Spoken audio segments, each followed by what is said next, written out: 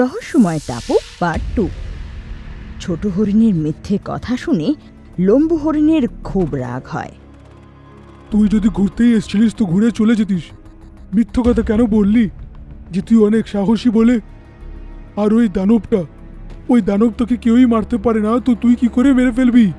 এবার বোঝ তুই ঠেলা। তখনই সবাই একটা আওয়াজ শুনতে পায়। আমি সব শুনে ফেলেছি। সবাই তখন দেখে যে সেই ঘরের একটা কোণায় একটা ছোট্ট হাতি দাঁড়িয়ে ওদের কথা শুনছিল। হাতি আমার ভাই, তুমি তোমার রানীকে কিছু বলো না গো, না হলে আমার ভাইকে মৃত্যুর সাজা দেবে। আমি তাকে কিচ্ছুটি বলবো না, কিন্তু তোমাদের বলার জন্য আমার কাছে কিছু আছে। এটা শুনে সবাই অবাক হয়ে ছোটকু হাতির দিকে দেখতে লাগে। এটা 4 বছর আগেকার কথা। আমাদের দ্বীপে একটা জাদুঘর ঈগল এসেছিল। সে এত সুন্দর জাদু দেখাতো না, সবাইকে নিজের জাদু দেখিয়ে কাবু করে নিয়েছিল। তারপর একদিন ওই দানব এই দ্বীপে এলো। ও প্রতিদিন আসতো আর একটা জানোয়ারকে খেয়ে নিজের খিদেটা মেটাতো। ওই দানব কোত্থেকে এসেছে কেউ কিছুই বুঝতেই পারছিল না। পিঁপড়ে রানীর সেনাপতি শেয়াল এই সব কিছুর জন্যে ওই ঈগলটাকেই দোষী বলছিল। ও পিঁপড়ে রানীকে বিশ্বাস করিয়ে দিল যে ওই ঈগলটাই দানবটাকে এইখানে নিয়ে এসেছে, কারণ তার আসার পরেই ওই দানব এখানে এসেছে। তারপর পিঁপড়ে রানী ওই জাদুঘর ঈগলটাকে ওইখানে ডাকলো আর তাকে সব কিছু বলল, কিন্তু ঈগল কথাটা মানল না। ও তো এটাও বলল ওই দানবকে কি করে মারতে হবে সেটা সে জানে, কিন্তু পিঁপড়ে রানী ওর কথা শুনল না আর তাকে কারাগারে বন্ধ করে দিল।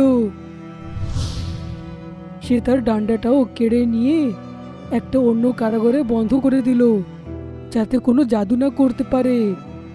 আর তার বন্ধ হওয়ার পর ওই দানবটা আর এখানে আসা বন্ধ করে দিল, যাতে এটা প্রমাণ হয়ে গেল যে ঈগলটাই ওই দানবটাকে এখানে ডেকেছিল। তারপর ওই দানবকে আর দেখা গেল না। কিন্তু কিছু মাস আগেই ওই দানব আবার ফিরে এসছে। আর সে নিজের কাজটা আবার আরম্ভ করে দিয়েছে। ঠিক সেই সময় ছোট হরিণ এখানে এসে নিজের সাহসিকতার মিথ্যে কথা বলল। পিঁপড়ে রানী পুরোপুরি ওর উপরে বিশ্বাস করলো যে দানবকে এই মারতে পারে বলে। এটা শুনে সবাই চুপ হয়ে যায় আর লম্বু হরিণ কিছু ভাবতে লাগে। আমার মনে হয় ওই জাদুঘর ঈগলের ব্যাপারটা একবার শোনা উচিত। ওর কাছে আমাদেরকে নিয়ে চলো। এটা একটু কঠিন তো নিশ্চয়ই হবে, কিন্তু দ্বীপকে বাঁচানোর জন্যে আমি এই ঝুঁকি নিতে রাজি আছি। তখন ছোটকু হাতি সবার থেকে লুকিয়ে সবাইকে নিয়ে সেই জেলখানায় যায়, যেখানে এক জেলখানায় সেই জাদুকরি বাজ বন্দী ছিল। ঈগল জাদুঘর, তোমার সাহায্যের প্রয়োজন। তুমি যদি সাহায্য করবে, এই কারাগার থেকে তোমাদের বার করে দেব। আমাকে কারাগার থেকে কেউ বার করতে পারবে না, কারণ পিঁপড়ে রানী 1 নম্বরের বোকা। এটা তর্ক করার সময় নয়। আমাকে বলো, ওই দানবকে কি তুমি মারতে পারবে? হ্যাঁ, আমি জানি। ওকে মারার একটাই উপায় আছে। আমার ডান্ডার সব শক্তি একজোট করতে হবে। তারপর যেই জানোয়ারের ওপরে আমি দেব ওটা, তার মাথায় রূপোর শিং একটা এসে যাবে। যদি ওই রূপোর শিং দিয়ে ওর নাভিতে মারা যায়, তাহলে সে মারা যাবে। তারপর কি তুমি আর কোনোদিনও জাদু করতে পারবে না? হ্যাঁ, আর কোনোদিনও পারবো না আমি সেটা, কিন্তু এই দ্বীপটা বেঁচে যাবে, সেটাতেই আমি খুশি হব। ঠিক আছে, তাহলে সকাল সকাল তোমাকে আমি ডান্ডাটা দিয়ে দেবো আর এখান থেকে বার করে দেবো। তারপর লড়াই আরম্ভ হলে তুমি তোমার জাদুটা দেখিয়ে এটা করে দিও। এটা সব সিদ্ধান্ত হওয়ার পর সবাই আবার আগের ঘরে চলে আসে। পরের দিন সকালে মহলের বাইরে পিপিলিকা রানী এক টিলার ওপর বসেছিল। সব পশু পাখি সেখানে উপস্থিত ছিল। ছোট হরিণ সবার মাঝখানে দাঁড়িয়ে আর বেশ ভয়ে ছিল। সাহসী ছোট হরিণ, আমার পূর্ণ বিশ্বাস আছে যে তুমি সেই দৈত্যকে নিশ্চয়ই মারতে পারবে।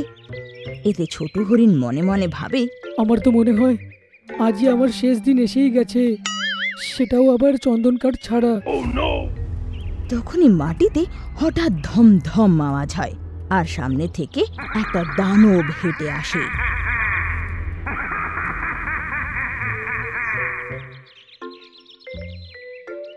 বাপ রে বাপ, এ কি বিশাল আর ভয়ঙ্কর রে!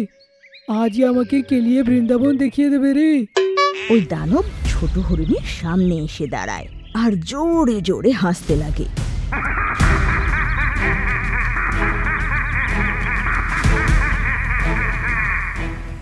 ওহো, এটাই সে সাহসী জানোয়ার, তাই তো, যাকে তোমরা আমাকে মারার জন্যে নিয়েছো। এবার দেখো আমার ক্যালমা। এটা বলে ও একটা হাতের ঘুষি ছোট হরিণকে মারে, আর ছোট হরিণ বেশ দূরে গিয়ে পড়ে। ছোট, এটা দেখে পিপিলিকা রানের সাথে সাথে বাকি পশুরাও অবাক হয়ে যায়। তো ছোট হরিণ নিজের সম্মান বাঁচানোর জন্য বলে ফেলে, আমি এটাই দেখছিলাম যে তুই কত শক্তিশালী, এবার দেখ তোকে কেমন মজা দেখাই। এটা বলে ছোট হরিণ ওর দিকে দৌড়ে যায়। ওদিকে জাদুকরি বাজ নিজের ছড়ির সাথে জিরাফের পেছনে লুকিয়েছিল। লম্বু হরিণ তখন ওকে বলে, এটা সঠিক সময় জাদুঘর ঈগল, নিজের জাদুটাকে দেখাও। এটা শুনে জাদুকরি বাজ নিজের ছড়ি হাওয়ায় ঘোরায়। তোকে আমি ছাড়বো না। এটা বলে ছোট হরিণ একটা জোরে লাফ দেয়। আয় চাঁদুরাম, অমাবস্যার চাঁদ, তুই তো একেবারে আমার মুখের ভেতরে, ডাইরেক্ট পেটের ভেতরে ঢুকে যাবি রে। এটা বলে সেই দানব নিজের হাত পেটে ঘোরাচ্ছিল। তখনই জাদুকরি বাজের ছড়ির জাদু চলে, আর ছোট হরিণের মাথায় এক রূপোর শিং গজিয়ে ওঠে। ছোট হরিণ দানবের সাথে ধাক্কা খেতে ওর সেই শিং দানবের নাভি ফেরে বেরিয়ে আসে। দানব চেঁচাতে চেঁচাতে মাটিতে পড়ে যায়, আর কিছুক্ষণের মধ্যেই শান্ত হয়ে যায়। আরে দারুণ তো! পিপিলিকা রানী খুব খুশি হয়, আর বাকিরাও খুব আনন্দে লাফাতে লাগে।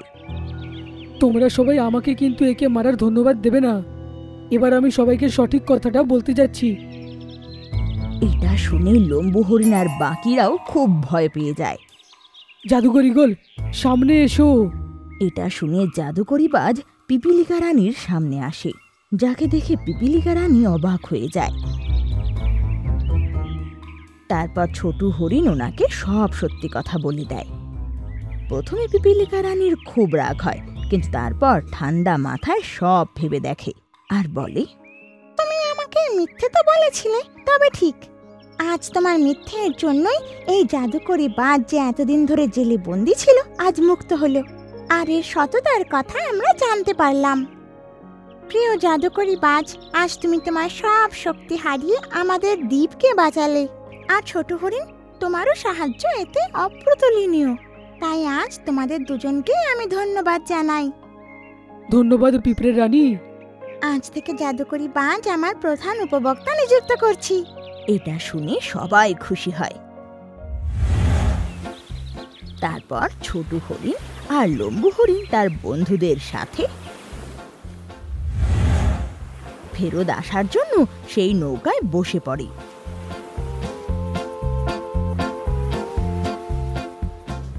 আর কিনারায় দাঁড়িয়ে রানী পিপিলিকা, জাদুকরি বাজ আর রহস্যময় দ্বীপের বাকি পশুরা হাত নাড়িয়ে ওদের টাটা করতে লাগে।